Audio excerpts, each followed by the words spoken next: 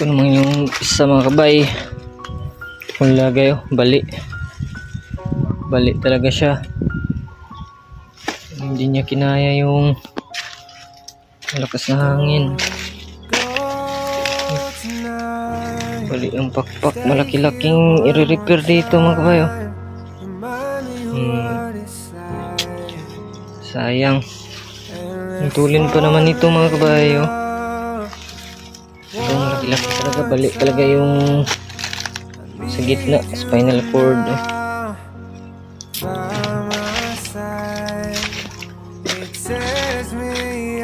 Tingnan natin yung isa dun mga kabayo.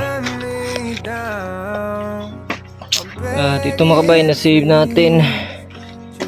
Yung okay pa. Walang damage.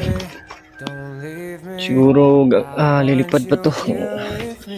Try natin to paliparin sunod na araw. Ito yung isa natin balda din. Ito pero pa to. Itong kaunahan natin ginawa na karanggulan na lawin.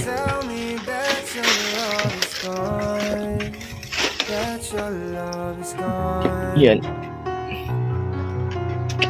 Try natin to paliparin mga kabay, mga susunod na araw kung maganda pa ba yung lipad. Yan.